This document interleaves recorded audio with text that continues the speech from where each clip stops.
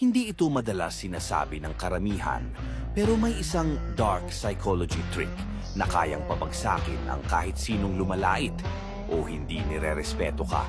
Pero bago ang lahat, mag-comment ng Pinoy para hindi ma-delete ng algorithm ang video na to. Warning, medyo toxic to, kaya kung mabilis ka ma-offend, baka gusto mong mag-scroll na lang. Ganito ang technique. Isipin mo na lang nasa klase ka, tapos may nagsabi ng mayabang, hindi mo naman talaga maintindihan yan, di ba? Huwag kang gumanti ng mura o insulto.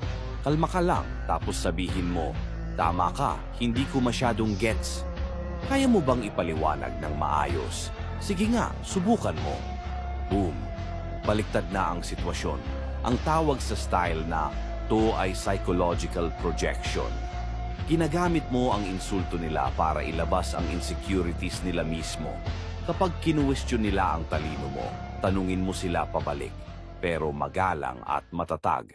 Ngayon, sila na ang kailangang magpaliwanag. Sila na ang naipressure, hindi ikaw. Hindi ka na nagde-defend, sila na ang napasubo. Confident, matalino, at sobrang disarming. Ibinabalik mo sa kanila ang bigat ng sinabi nila.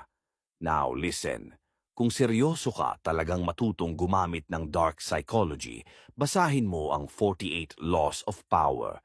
Kahit si Tony Gonzaga sinasabing delikado ang libro nato.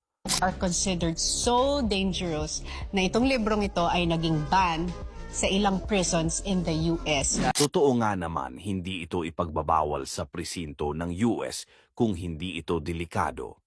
Andito yan sa yellow basket. At kung sinusundan mo ang philo-psychology, saludo ako sa'yo. Ibig sabihin, araw-araw kang nagiging mas magaling sa psychology.